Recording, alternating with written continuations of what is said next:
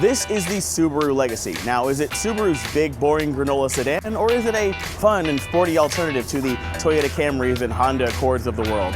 I'm looking at these muscular fender flares and all-wheel drive system, and I'm thinking it's the latter, but apparently Subaru's got some other ideas. Let's hop behind the wheel and check the tech.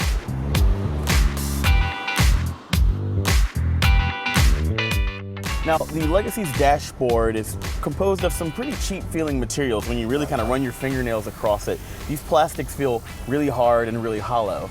On the bright side though, there's a lot of variety in visual texture and color, and that makes it look a lot better when you're driving around in the car, and that makes me kind of appreciate it a little bit more. There's one place where it does kind of cheap out, and that's these two little bits of translucent blue plastic that just seem out of place in this metallic and wood dashboard.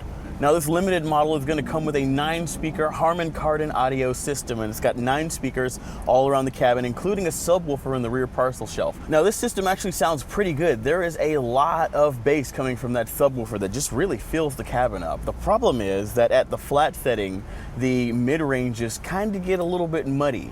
Fortunately, you can fix that with this multi-band EQ in the infotainment system. Now, there aren't any presets. They all come flat. You've got to set them yourself, which means it's pretty easy to mess it up even more. Fortunately, I was able to find some pretty nice presets on a Subaru users forum, so I want to go there and check that out first before you start really getting in there and messing around.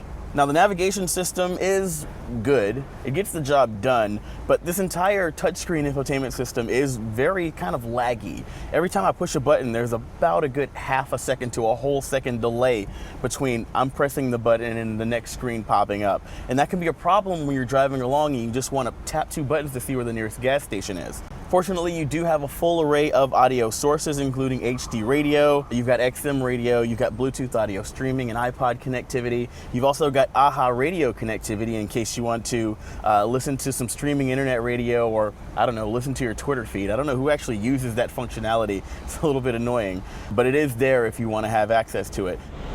Brianna Goodwin, knock, knock. Who's there? There is no Pandora Internet Radio or iHeartRadio that I saw. Those are the more popular internet radio systems. I'd like to see those in this as well, but you don't actually have access to them. And if we look up here, we'll actually see the eyes and brain of the Subaru driver assistance system. That's actually going to be their eyesight camera, and that's 2 cameras mounted on either side of the rear view mirror that are going to point out of the front of the vehicle and watch the road ahead. When you add that as part of a technology package, you're going to gain also lane departure warning, you're going to gain pre-collision detection, and that's actually also going to power the adaptive cruise control system. Also, you get some pedestrian warnings and cyclist warnings, so it's really good at seeing what's in front of the car and letting you know that it's there before you run into it. Now, underneath the Legacy's hood is a 2.5 liter horizontally opposed boxer engine that has basically the 2 pistons punching out of either side like a boxer. Now, being horizontally opposed and flat allows Subaru to put it nice and low in the engine bay and keep the center of gravity low to the ground for better handling. Now, don't get too excited. This isn't the turbocharged 2.5 liter that you'll find under the hood of the Subaru Impreza WRX STI. This is a naturally aspirated version that puts out 173 horsepower and 174 pound-feet of torque. Still, it's a decent amount of power for a vehicle this size. Fuel economy is stated at 24.32 with 27 miles per gallon combined being the estimate from the EPA. It's paired to a continuously variable transmission, which is kind of unfortunate. We'll talk about that more in a second. In turn, that transmission is going to send power to Subaru's trademark symmetrical all-wheel drive system that's going to give this vehicle a little bit more sure-footedness when the weather gets slippery and wet. Let's hop behind the wheel and see exactly what I mean about why that transmission is the worst possible choice for a car like this. Off the line, it's not bad. You do, get off the line pretty quickly. The problem is when you're cruising around at low speeds, 25 miles per hour, 45 miles per hour, those speeds that you do in the city, and then need to accelerate. You need to get the transmission to jump down in ratio so that you can actually take off.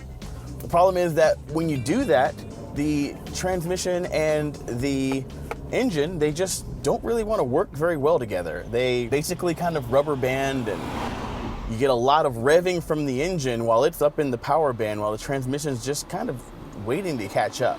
Of course, if you're a laid-back driver and you really are all about maximum fuel efficiency, this transmission is more fuel efficient by a couple of miles per gallon than the manual shifted option. You do have a manual shift mode and paddle shifters, but the shifts that you get from the paddle shifts are even slower than you would have gotten from a traditional torque converter transmission, or if you just left the CVT to do its own thing. The 2014 Subaru Legacy 2.5i Limited, that's the one that we've got right here, is going to start at $26,195. Now there's one option package you can add that adds all of the tech that we talked about, the iSight camera with its driver aid tech and the in-dash technology. That's going to be $4,040. Add your destination charges, that'll bring you to an as-tested price of $31,030. Now, that's going to get you about 32 miles per gallon on the highway, and it's a pretty good price, even if it's not fun. But if you really care about driving thrills, save a couple of bucks and get the manual transmission.